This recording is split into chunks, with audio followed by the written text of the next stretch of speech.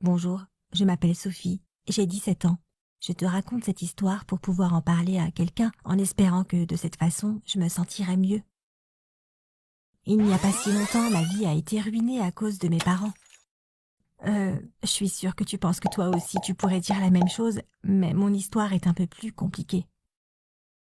Les gens qui ont brisé tous mes rêves en morceaux ne sont pas de ma famille. Ce sont mes parents adoptifs. Tu te demandes peut-être pourquoi quelqu'un adopterait un étranger dans sa famille pour ensuite mal le traiter? Honnêtement, je ne sais pas. J'avais vraiment confiance en ces gens, mais ils... Oh, écoute juste comment tout a commencé. Tout a commencé le jour de ma naissance, le tout premier jour. On m'a trouvé sur le parking près de l'entrée arrière d'un hôpital d'une grande ville. La caméra de vidéosurveillance a filmé la scène et on voit parfaitement une silhouette grande et svelte, vêtue d'un manteau à capuche, qui me dépose là. Après ça, la femme, enfin je dis la femme parce qu'on dirait bien que c'en était une. En même temps, la caméra n'a pas pu vraiment obtenir une bonne image de son visage, donc on ne peut pas non plus l'affirmer avec certitude. Bref, la personne m'a déposé soigneusement à l'entrée et est partie. Voilà le rôle que mes parents biologiques ont joué dans ma vie. Fin. Le colis avec le bébé, c'est-à-dire moi, a été rapidement découvert par certaines des infirmières qui m'ont ensuite donné mon prénom. Après ça, ma vie d'errance a commencé et elle a duré jusqu'à mes 14 ans. En fait, il y a beaucoup d'enfants comme moi, mais comme tous les enfants qui n'ont jamais reçu l'amour de leurs parents, je pense être la plus malheureuse de toutes, ou peut-être celle avec le moins de chance. Il se trouve qu'aucune de mes familles d'accueil n'a voulu m'adopter complètement. Cela dit, dans l'ensemble, je ne regrette pas le temps que j'ai pu passer avec ces différentes personnes, sauf peut-être un couple qui avait un mode de vie vraiment malsain. Mais je suis restée vraiment très peu de temps avec eux et j'ai été retirée rapidement de leur maison par les services sociaux et franchement, je pense que j'ai eu de la chance. Donc je pense qu'en 14 ans, j'ai changé 6 fois de famille d'accueil. Certaines de ces personnes voulaient simplement aider ponctuellement un enfant qui s'était trouvé dans une situation difficile. D'autres familles ont vraiment pensé à la possibilité de m'adopter officiellement, mais elles ont dû abandonner cette idée à cause de circonstances de la vie, tout simplement. Quoi qu'il en soit, j'ai tellement changé de tuteur que j'ai appris à éviter tout attachement émotionnel avec eux, même si au fond de mon cœur, je mourais d'envie que des gens arrivent enfin et décident d'être de vrais parents pour moi. Et puis, monsieur et madame Simon sont apparus dans ma vie. C'était un couple de quadragénaires très sympathiques et ils étaient intéressés par mon adoption. Les Simon avaient une petite agence de services juridiques. Ils n'étaient ni riches ni pauvres. Ils vivaient dans une grande et belle maison et ils avaient aussi leur propre fille, Jean, qui avait presque mon âge. Tu ne trouves pas que tout ça ressemble à un conte de fées? J'allais avoir une vraie famille, une vraie maison et même une sœur qui aurait pu devenir ma meilleure amie. Quel dommage que la réalité ressemble rarement à nos rêves. Les 3 premières années de ma vie dans cette famille ont été plus ou moins normales. J'avais ma propre chambre, je ne manquais de rien, mais je n'avais aucun lien affectif avec monsieur et madame Simon. En fait, il s'agissait de gens très calmes, un peu froids et indifférents à moi. Ils étaient très concentrés sur leur travail et leur maison, mais développer une relation profonde avec moi ou comprendre mes émotions et mes sentiments ne les intéressait visiblement pas du tout. Moi, pourtant, je pense que les vrais parents doivent se pencher sur ces sujets. Donc, les Simon ne savaient même pas que j'avais un grand rêve en tête. Tu vois, j'avais décidé depuis longtemps du métier que je voulais faire.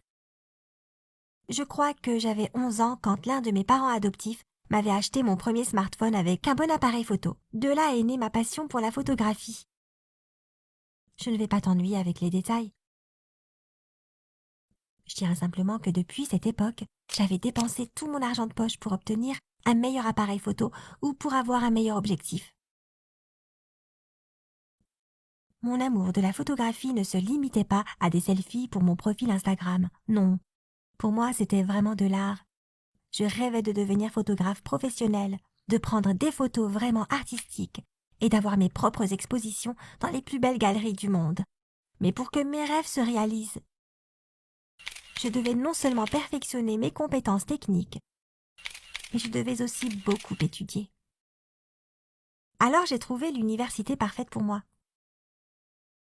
Cette faculté est très moderne, très prestigieuse et très chère.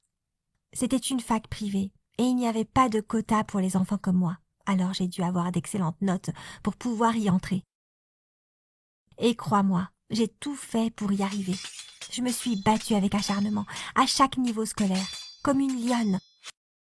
J'ai fait un portfolio impeccable de mon travail et j'y ai mis toutes mes forces afin de réaliser mon rêve. Et je n'ai pas obtenu d'assez bonnes notes pour la bourse. Mais le bureau des admissions a beaucoup aimé mon portfolio, alors ils ont décidé de m'accepter, dès que mes parents auraient payé le premier semestre. Et j'ai donc dû demander l'aide des Simon. Monsieur et Madame Simon ont convoqué une réunion de famille. Et j'ai enfin tout compris. Jean terminait ses études en même temps que moi et faisait aussi une demande d'admission à l'université, faculté de médecine. Et il s'est avéré que ses notes ne lui permettaient pas non plus d'obtenir une bourse. Je ne savais rien de tout ça parce que Jean et moi, nous nous parlions à peine. Mais les Simon, bien sûr, savaient tout sur leur fille et ils avaient une réponse pour moi déjà toute préparée. Mes parents adoptifs ont déclaré qu'ils ne pouvaient pas payer l'université pour Jean et moi. Donc ils s'en tiendraient à des décisions morales et rationnelles, et ils ont expliqué qu'un médecin est une profession socialement importante, prestigieuse et bien rémunérée, et que Jean avait bien choisi son métier. Mais étudier pour être photographe, non. Les Simon m'ont dit que si je rêvais de mener une vie de bohème créatif et insouciante, j'allais devoir me débrouiller sans leur aide parce qu'ils risquaient de perdre tout leur investissement et qu'ils n'avaient pas beaucoup d'argent. Alors ils allaient payer les études de leur fille Jean. Mais moi, je devais soit obtenir une bourse, soit aller travailler pour payer les frais de scolarité. J'étais choquée par leur réaction. J'ai essayé d'expliquer aux Simon combien c'était important pour moi. J'ai failli les supplier de me donner l'argent. C'était peut-être ma seule chance dans la vie. Mais monsieur et madame Simon sont restés catégoriquement sur leur décision. Tu sais, je n'ai pas cru un seul mot de leur argument. J'étais persuadée que si j'avais été leur vraie fille et non Jean, ils auraient payé pour mes études dans n'importe quel domaine. Ils ont tout simplement sacrifié mon rêve pour le bien de leur propre enfant. Mais je n'abandonnerai pas. J'aurai bientôt 18 ans et je vais quitter cette maison, qui n'est toujours pas devenue un foyer pour moi, pour réussir par moi-même. Comme tu le vois, il n'y a pas que tes parents biologiques, mais aussi tes parents adoptifs qui peuvent être atroces. Aime mon histoire pour me soutenir et dis-moi dans les commentaires ce que tu penses du comportement des Simon.